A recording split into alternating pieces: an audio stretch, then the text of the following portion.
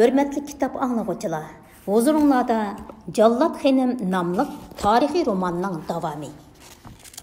Şahzada Yolbas xanның dadısı Abdullah xanның ijodisizlar taxtda o'tirganligiga qoyil bo'lmagan Hinduqush Mirza, Mirza Tinibek, Mirza Naqibek, Mirza Polatbek, Mirza Shohbek, Mirza Fozilbek, Mirza Abdullah Xo'ja, Palvan Qozi, Zaman Xo'ja qatorliq bir qancha amirlar, Ostona amiri, qo'shimcha Ostona muhofizatchilar qo'shinining sarkardasi Mirza Babaqibekning qasriga jo'g'lashdida, xos xonada qisqala maslahat qilishdi.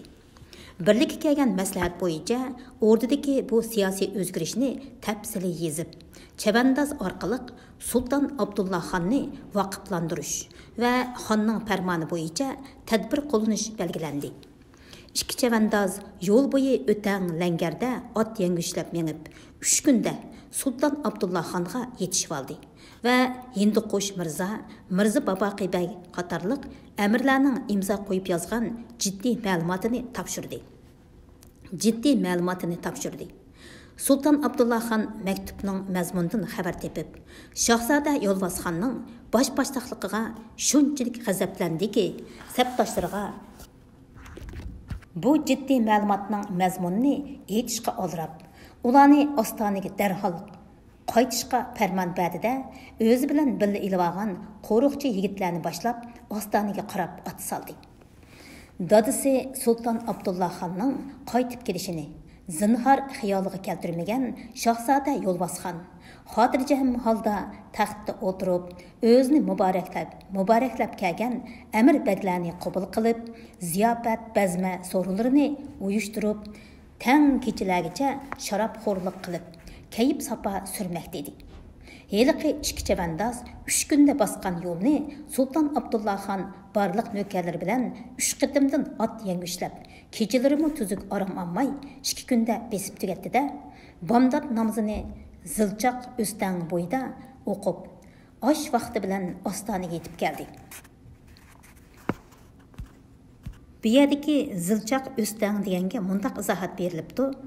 Hozirgi Yakan noyisining Tom o'stang, Chaharbog', Orol yezlarini kesib o'tadigan cho'ng o'stang deydi. Xonqa darvozasi qo'ruqida kuzatib turgan sarkarda lashkarlar, xuddi osmondan tushgandeklar tuyuqsiz paydo bo'lib qolgan Sultan Abdullah xonni ko'rib, ko'zlariga ishonmagan holda turib qoldi. Darvoza ochiq edi.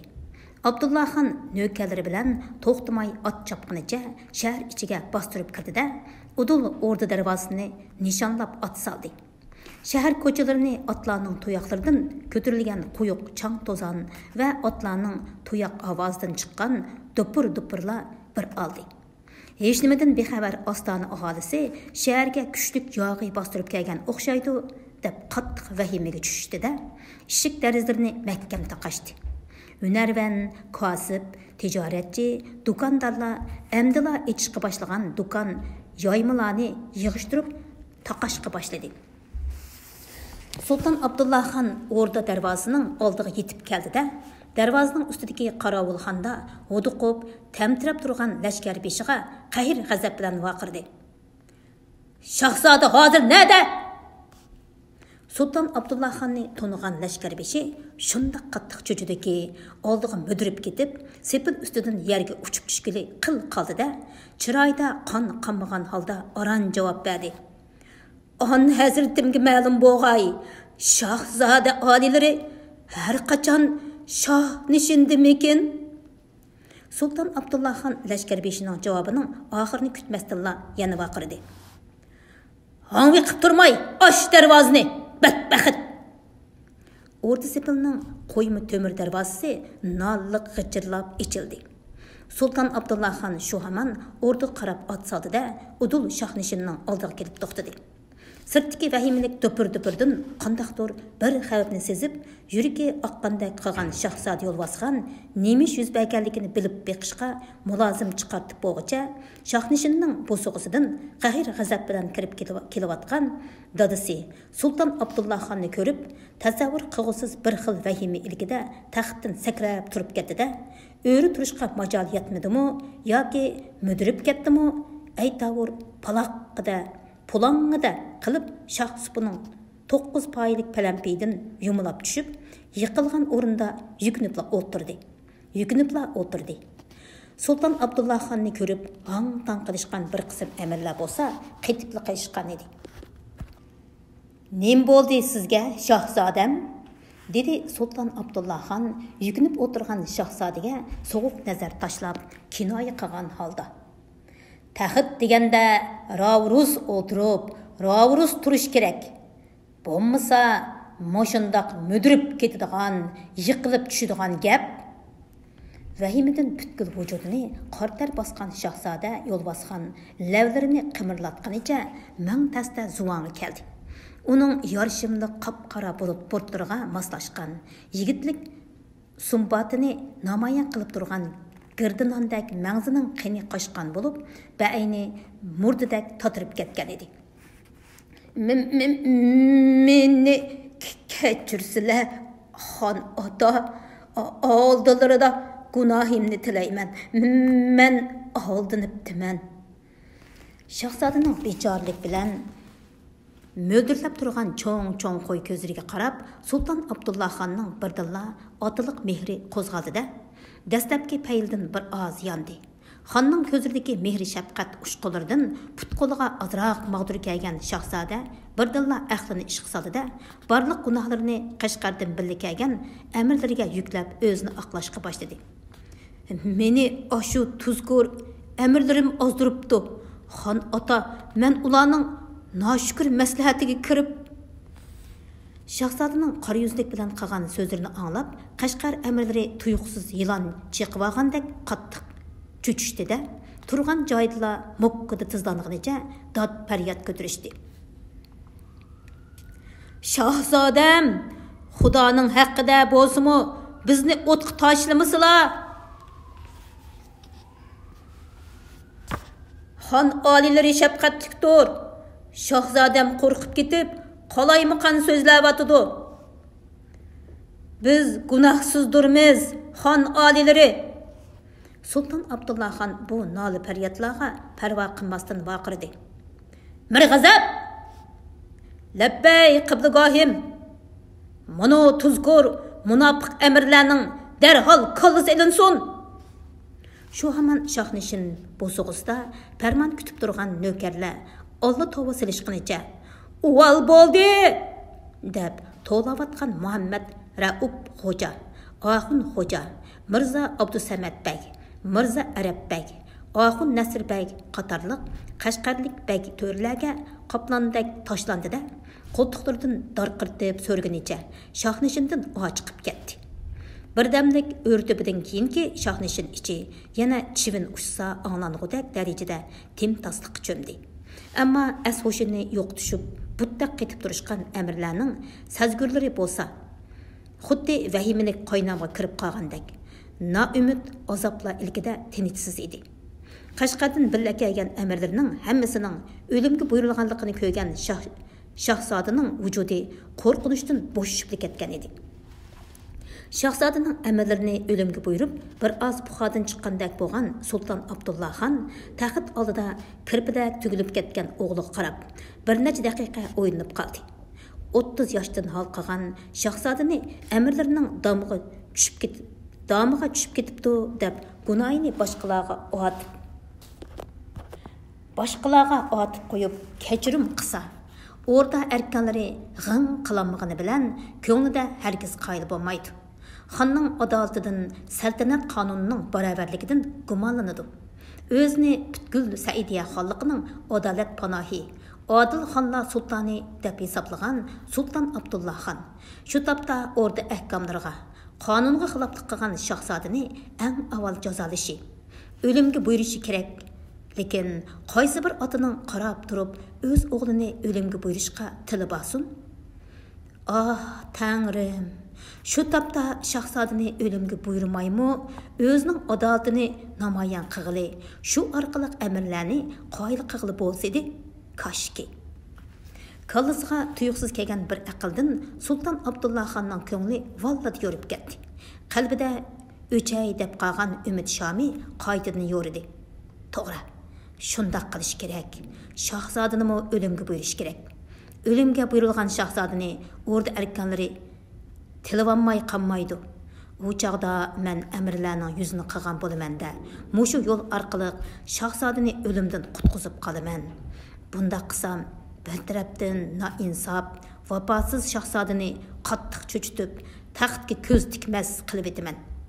Yana bir tarafdan o'rda arkanlarga, el yurtga o'zimning adolatlik xon ekanligimni ko'z tutib qo'yaman. Sultan Abdullah xon xiyolini shu yerda yig'ishtirdi-da, g'azab bilan vaqirdi. Kelinglar! Mana badbaxt, noshukr shahzodani ochiqib, kallasini ilinglar! Sultan Abdullah xon farmonni jakolab bo'libla, yuragi xuddi xanjar urgandek sirqirab ketdi. Ota! Shahzoda jonsiz engirdi-da, Sultan Abdullah xonga qarash uchun ko'tarilgan beshi lassida tushib ketdi. Qattiq qo'rqib ketgan shahzoda hushidan ketgan edi. Shu daqiqada Sultan Abdullah xonning taxtdan sakrab tushib, o'g'lini yo'ligisi, beshini quchqiga ilib, peshonasiga so'ygisi kelib ketdi-yu, lekin chondirmaslikqa tirishib, taxtda xuddi cho'g' ustida o'tirgandek puchilib o'tirdi. Uning farmoni bilan shohnishinga kirib kelgan ikki navkar taxt oldidagi gilam ustida hushsiz yotgan shahzodaning qo'ltig'idan tutib, sirtqa so'rab mengishga boshladi. Shu daqiqada Sultan Abdullah xonmo kuchlik bir qo'l yurkini beg'ishidan uzvanmoqchi bo'lib, tortayotgandek tuyg'uga kelib, tangdassiz bir azob ilkida qiynaldi.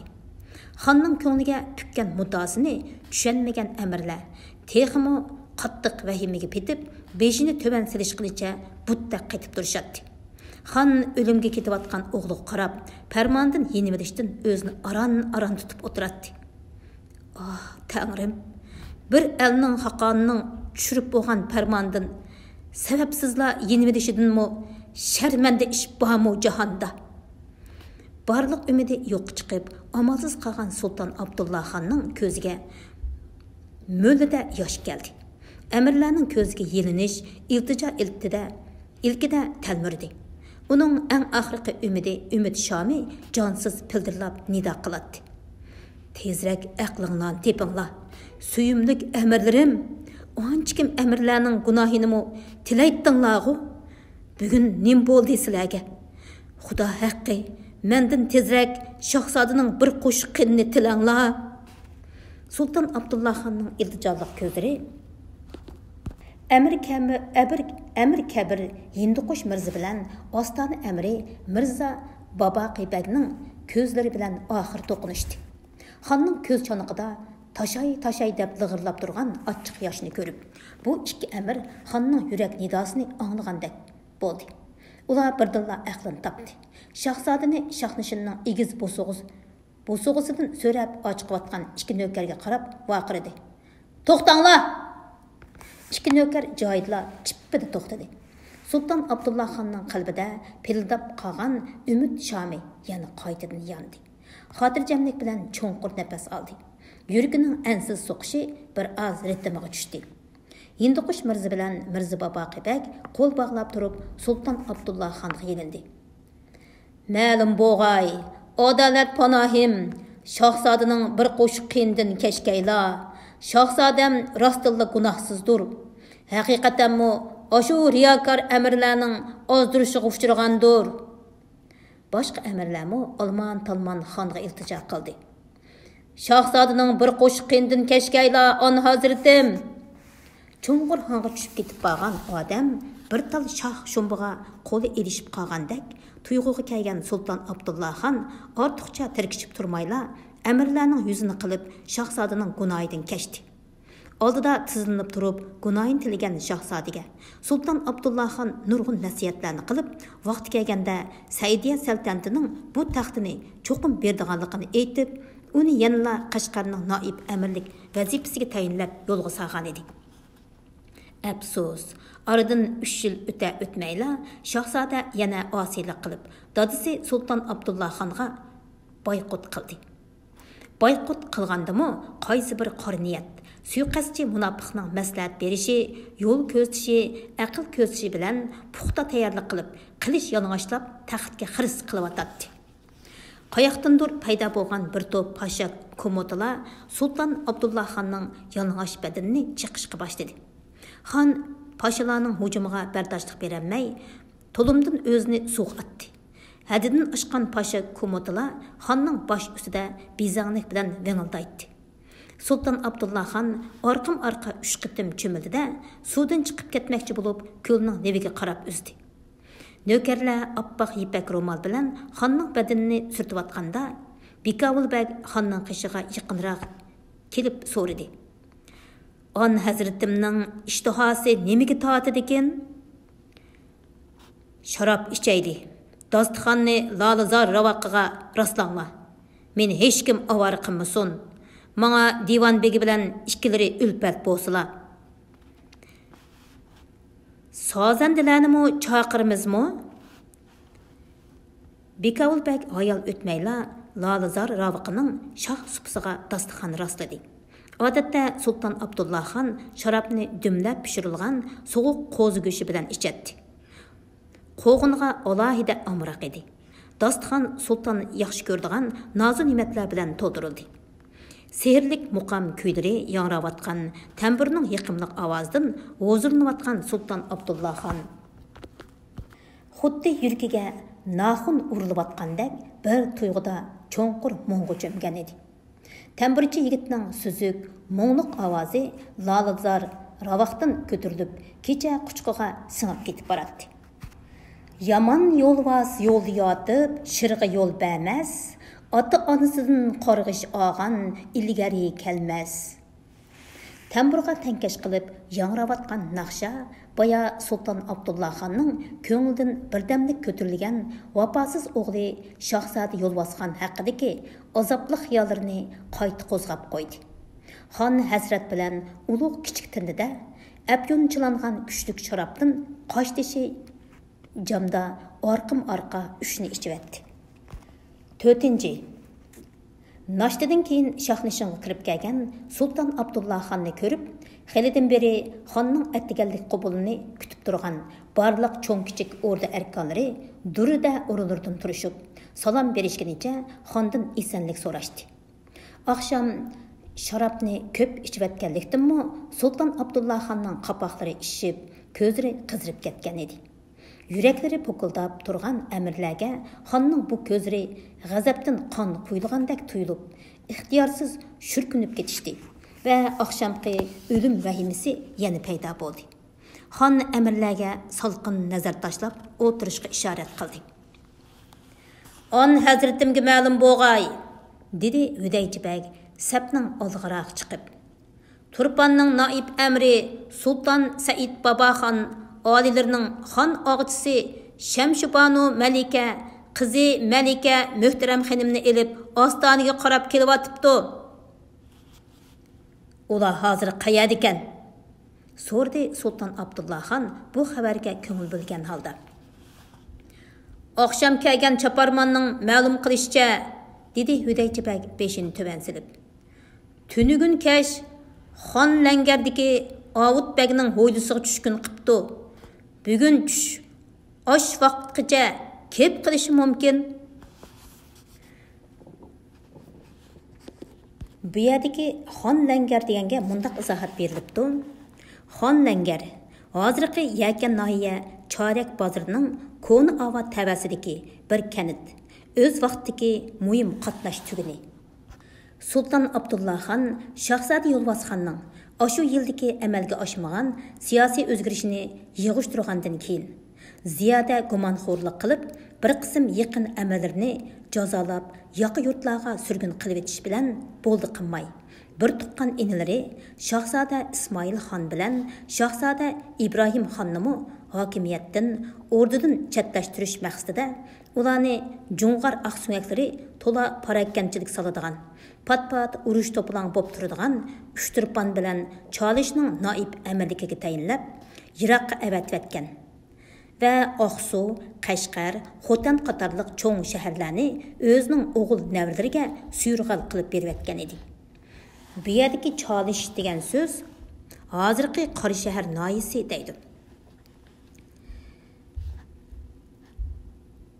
Bu ish inilarining noroziligini qo'zg'ab, Akifkular xeyli obdalla so'g'uqlashib qolgan edi. Hozir o'z o'g'li taxtga xiris qilib turgan mushundaq jiddiy paytda inilari bilan gen adovatini yuyib, munosabatni bir amal qilib, yaxshilab elishqa urinayotgan Sultan Abdulla xonga inisi Sultan Said Babaxonning o'g'chisi bilan malikasini Ostoniga mehmondorchilikqa avatishi bir yaxshilikning alamati bo'lib tuyulmoqda edi. Iroq yurtlardagi inilarining lashkariy yordamisiz-mu o'zini qo'llab hamdamda bo'lib turishi hozirgidek halqiliq paytda saltanat uchun eng cho'ng yordam ekanligini Sultan Abdulla xon noyitim obdan tushunatdi. Shunlashqa u inilarining xon og'achilarini qarshi olish uchun xonishqa bir qancha amirlarni hamroh qilib kutib oldigan orda qoidasini buzib, shaxsan o'zi istiqboliga chiqishni ko'ngli putida Hudayjibakka farmon qildi. Haramga xabar qilinsin. Turpandan kelgan yangi xon og'chini barliq xonish Shohbanullah Ostona amiri Mirza Babaqbekning hamrohligida xon ko'rikkicha istiqboliga chiqib kutib olg'ay. Bu yerdagi xon ko'rik degani Yakan noyisining hozirgi Odanlıq yezisi təvəsidə deydi. Mən başqa əmirlər bilən şəhər sepilinin sırtıda istiqbalığı çıxıman. Mehmanını kütüb edişqa barlıq əmirlər ağıçılarını bilə elib çıqqay. Xandan pərman ağan Hudayjibak qulluq bildirib Şahnishindan yenib chiqdi. Sultan Abdulla xon yana ishbamu deb əmirlərə qaradı. Əmirlərdən sada çıxmağandan keyin Ostona əmri Mirza Babaqbekdən so'radi.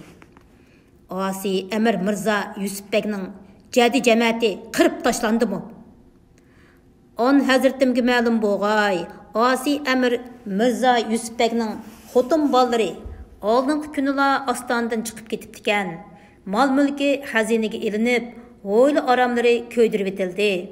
Har qaysi beglik, o'tang, langar, kanit qishloqlariga qochqinlarni tutish to'g'riliq aloqa avatildi.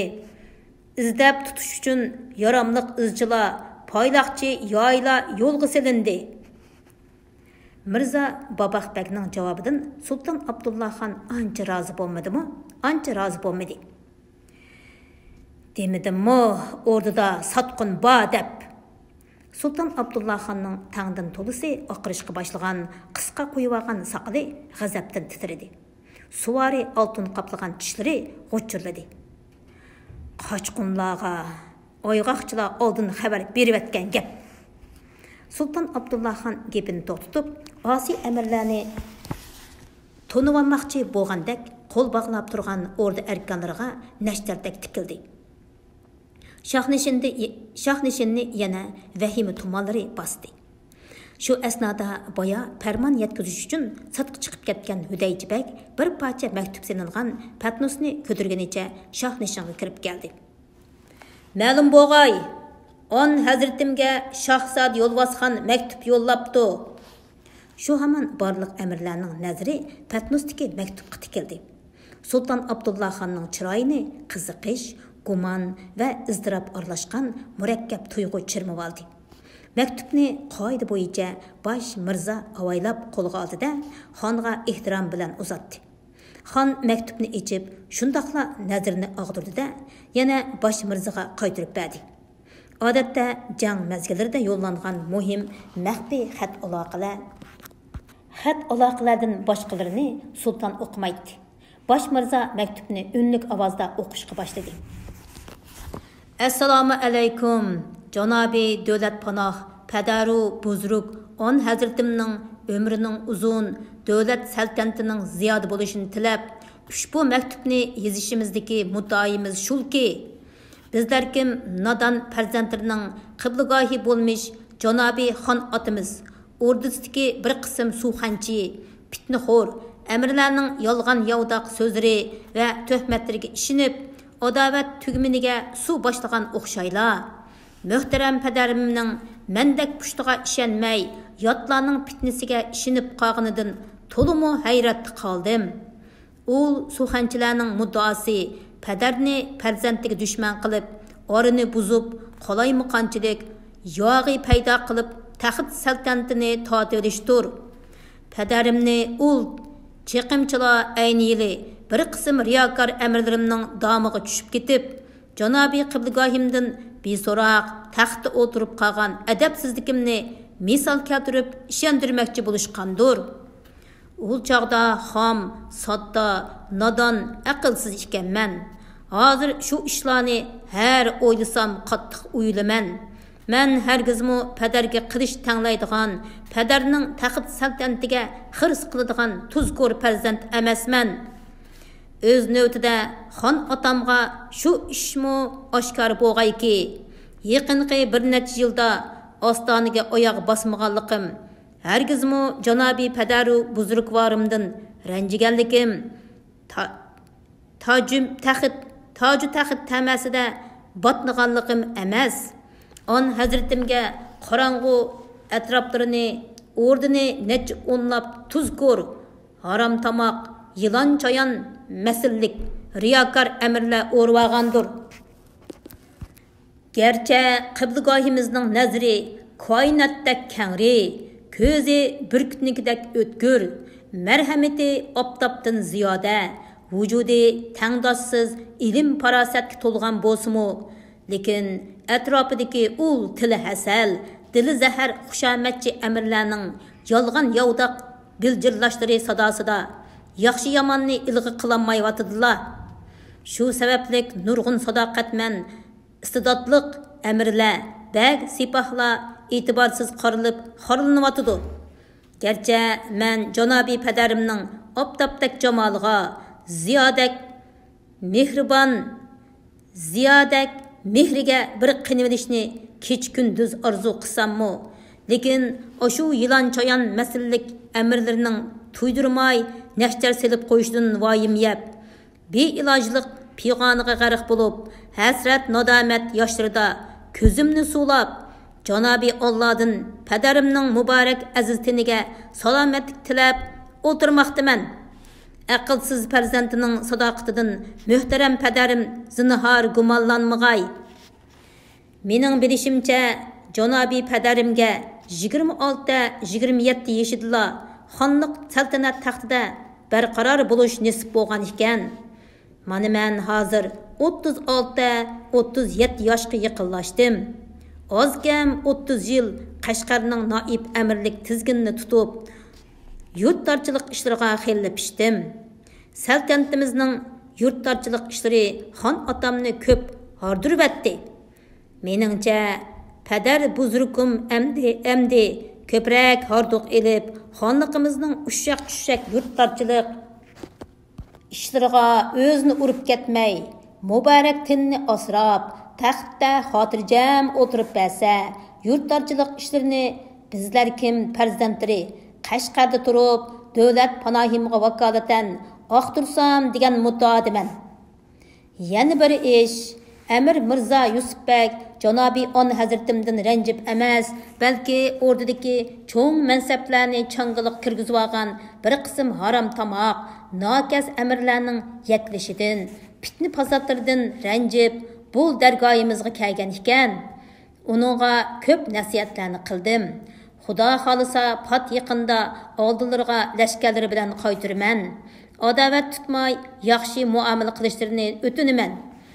Eng oxirgi o'tinib qiladigan iltimosim shulki, orduga yo'shirinib olgan riyokor amirlarni tozalash uchun janobi qiblagohimga eng sadoqatman bo'lgan alam va qalam mahoratida kamolat yetgan Mirza G'anibek bilan Mirza Najibbekka yuqori mansab inom qilib, e'tiborlab ishlatishlarini tavsiya qilaman. Mirza G'anibekni Ostona amirligiga, Mirza Najibbekni o'rda ishq og'liq mansibiga ko'tarishlarini iltijo qilaman. Bo'ldi bas.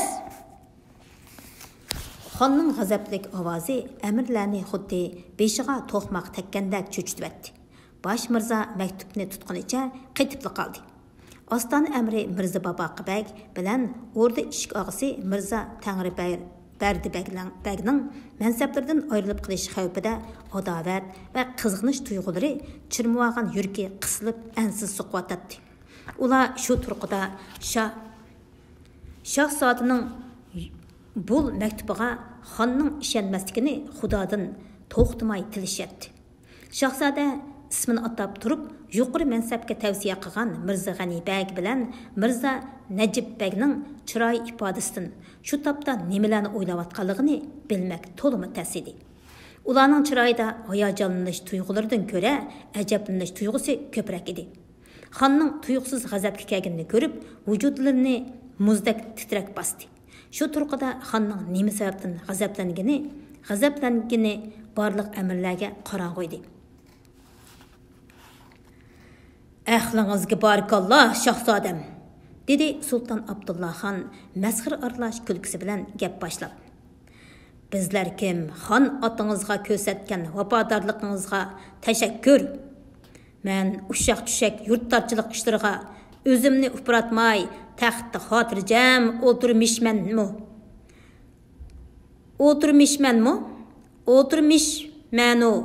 Ul bo'lsa Qashqarda turib yurttarçılıq işlerini başqarar imiş. Bu menden op-oçuq taxt talaşqını bo'lmay nima? Apirin. Hiligarlikda kemek hayyordan ishib ketibsiz, Shahzodam. O'gatmasangiz-mu, qaysi amirni, qaysi mansabga qo'yishni obdan bilaman.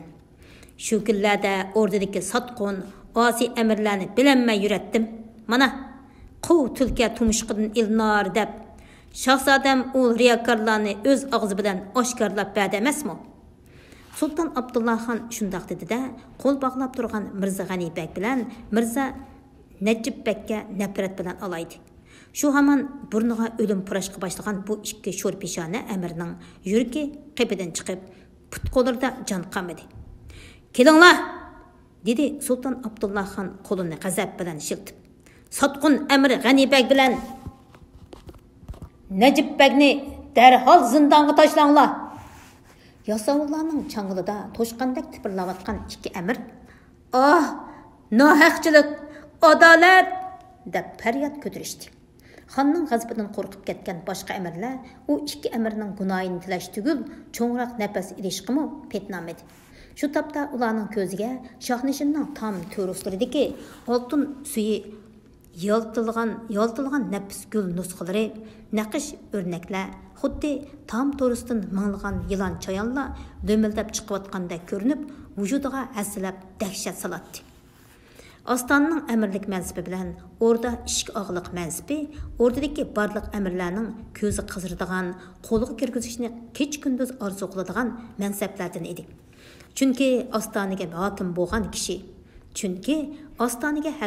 bo'lgan kishi qo'shimcha tuman kishilik Ostona qo'riqchi lashkarlarining qo'mondonligini, o'rda ishq og'asi bo'lgan kishi xillangan o'rda muhofizatchilar qo'shinining amirlik vazifasini qo'shimcha o'taydi. Bu mansablar vafosiz, tuzkur Shahzoda Yo'lbosxonga setilgan amirlarning qo'liga tushib qolsa, Sultan Abdullah xonning hech nimaga kuchi yetmaydigan odatdagi odamga aylanib qilishi birdamlik ish edi. Shahzodaning mushundaq muhim o'ringa maktub orqali boshqa amirlarni qo'yishga tavsiya qilishi shu topda gumonxo'r xonni hozirlar asriga aylanib qolgandek tuyg'uga keltirib qattiq g'azablantirgan edi. Mirza G'anibek bilan Mirza Najibbekning har ikkilisi Sultan Abdullah xonning ishonchisiga erishib, e'tiborlashiga noil bo'lgan amirlardan edi. Yaqin amirlarning Shahzodaga setilib ketganligini bilgan Abdullah xonning gumonxo'rligi shunchalik chekiga yetdiki, shu topning o'zida barliq amirlarini zindonga mahkum qilishdan o'zini aron tutib oldi. An Hazretimga ma'lum bo'lg'ay, deb oldigaroq chiqdi. Bayatdan beri fursat kutib turgan Mirza Hojim Yotishbegi egilginicha qulluq bildirib. Xon Yotishbegining qapqara, ko'sa chiroyiga shundaqla qarab qo'yib ijozat berdi. Odatda Yotishbegining shum xabardan o'zga ma'lumot yo'llamaydiganligini obdan biladigan amirlar o'zlarini yana allaqandoq falokatning kutib turayotganligidan voyim yeb, yuraklari suv bo'ldi-da, barliq sezgilarini quloqqa aylantirishdi. On Hazratimning kechilik muhofazatni chorlashni kuchaytirish haqidagi farmoniga binoan shaharning barliq cho'ng kichik ko'cha, dang robotlariga payloqchi xufiyalarni o'rinlashtirgan edik. Kecha ig'ir el yotqi mahalda go'r bog'da temiz qilib yurgan qalandar siyoqidagi bir sayoq gumonimizni qo'zg'ab qo'ydi. Tekshirib aqtirsak, yenidan Shahzod Yo'lvosxonning yozgan muno maktubi tepildi. Shahzodning nomi bilan chetishliq maxfiy maktubning gepi chiqishi bilan amirlarning demi ichiga tushib ketdi. Sultan Abdullaxon bo'lsa qiziqqan holda taxtga uylangan gavdasini ro'sladi. Bosh Mirza Yotishbegning qo'lidagi qatlangan bir varaq xotan qog'ozni elib xonga uzatdi. Xon kirdishib ketgan qog'ozga shundaqla nazarini og'dirdi. Bosh Mirzani o'qishga buyurdi. Bosh Mirza gelini qirib maktubni o'qishga boshladi. Zolim xonning dargohida e'tiborsiz qorilib, xorlanayotgan, adl adolat izlab, kech kunduz Allohga nola qilayotgan muhtaram Mirza G'anibek, Mirza Najibek, Amir Ayyub, Mirza Yomg'irchibek, Mirza Halilbek, Mirza Sayfullahbek, Mirza Shohbek, Mirza Navruz divan qatorliq amirlarga yetib ma'lum bo'lg'ayki, sizlar kim sadoqatman yoru birodarlarning dardu ahvolingizlarni Amir Mirza Yusufbek janoblaridan anglab xabar topdik. Shundaqla sadoqatinglarni bildirib avatgan maktub, qimmatlik sovg'a salomlaringlarni topshirib oldik. Muhtaram janoblar, ul qora kunlarning yo'qolmoqiga oz qoldi. Pat yaqinda oston osmonda adolat qilichi javlon qilib, nohaqchilik, zolimlik mahshargohga uzdiladi. Sizlar shuninggacha qanchaki xo'rliq tossanglarmi, yanada ta'xir qilgaysizlar. Xudo xolisa pat yaqinda Amir Mirza Yusufbekni lashkarlari bilan ostonaga yo'lga solaman. Uninggacha Qashqarga jami bo'lgan haq adolat g'azotchilarimi ostonaga yetib boradi. Shu chaqda sizlar Mirza Yusufbek bilan ichidan moslashib, sepil qovoqlarini egilisanglar. Biz teshidan hujum qilib, ish teshidan moslashib, ostonani fatih qilg'aymiz. Sir oshkorlanmag'ay, nomi o'qib bo'lingandan keyin ko'ydirib etilgay. Janobiy amirlardan ko'p umidvorman. Xonu Xaqon Yo'lvosxon sultondan deb bilirsizlar. Xat o'qilib tamamlanishi bilan amallar Shohnishinni dod-baryod qopladi. Shahzod Yo'lvosxonning maxfiy xatida tilga ilingan amirlar Shahzodani tuhmatxo'rlikda ayblab qaqshaydi. O'zlarining xonga, saltanatga sadoqatman ekanligini bildirishib zorlashadi. Aman qolgan amirlar bo'lsa, Xudoga ming qattiq shukr etishib, Sultan Abdullaxonning bu kutilmagan balo qazoni bir taraf qilishni kutib turishadi. Bir osh beşim vaqt ichida orqim-orqa yuz bergan bu dishvorchiliklardan nimindir sizib, gumoniy tuyg'ularga asir bo'lgan bir qism amirlar xiyoldan kechganlarni xonga aytishga bir qancha qitim tamshilishdi-yu, xonning dahshatlik alfozi qarab, o'zlarining bu kelishmaslikka chetilib qolishidan ansirab, sukut qilishga majbur bo'ldi. Ular xonning qattiq g'azablangan vaqtida hech kimning nasihatiga quloq solmaydiganligini obdan bilishadi. Qahir g'azbi chekiga yetgan Sultan Abdullaxon yiliqi baxti qara amirlarining noli faryodlariga, yelinish, yolvurishlariga quloqmi solmasdan hammasini zindonga buyurdi-da, Turpanning noib amri inisi Said Babaxon sultonning og'ichisini kutilish uchun kiyim almashtirmoqchi bo'lib Shohnishindan chiqib ketdi. Aman qolgan amirlar deb yengil tin ilishdi-da, xonning farmoniga binoan Turpandan kelgan xon og'ichining istiqboliga billa ochiqadigan og'ichi oyimlarini Joptuş uchun o'rnidan chiqib, Udul qasrlariga yurishdi.